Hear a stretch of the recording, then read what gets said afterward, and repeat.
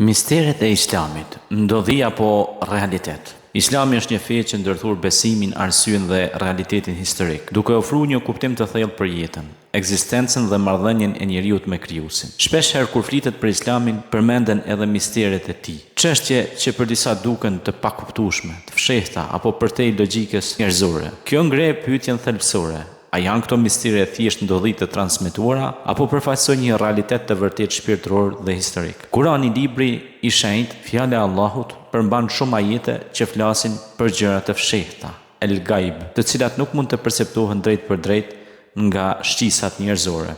Këtu përfshihen me lajket, jeta pas vdekjes, xheneti dhe xhehenemi. Për besimtarin musliman, këto nuk janë mite apo tregime simbolike, por realitetet vërteta që Allahu i ka shpallur përmes revelatës, shpalljes hynore. Vetë fakti që njeriu nuk i sheh këto me sy, nuk do të thotë se ato nuk ekzistojnë. Ashtu siç nuk shohim ajrin, por e ndjejmë dhe jetojmë fal tij që marrim oksigjen. Një nga aspektet më të përfolura si mister është vetë shpallja e Kuranit. Si mundi pra një njeri si pejgamberi Muhammed të sillte një libër me gjuhë të jashtëzakonshme, përmbajtje të thellë, morale, ligjore dhe shpirtërore, si dhe me informacione që për kohën ishin të panjohura. Për muslimanët kjo është dëshmi e qartë se Kurani është fjalë e Allahut dhe jo produkt i mendjes njerëzore. Ky realitet sfidon idenë se bëhet fjalë për një ndodhi të rastësishme apo një krijim njerëzor. Po ashtu në Islam përmenden shumë ngjarje historike që për disa duken misterioze, si ndarja e detit për Musajin a.s.,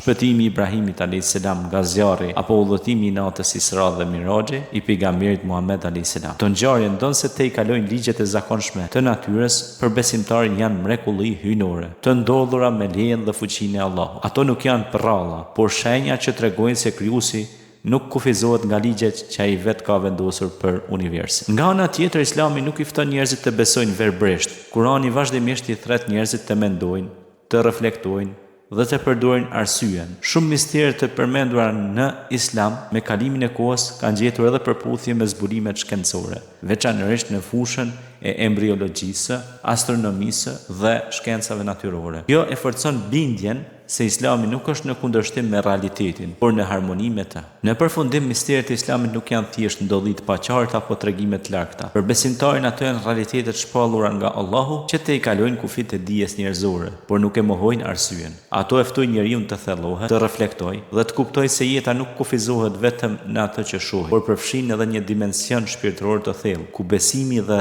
realiteti bashkohen në një tërësi kuptimplote.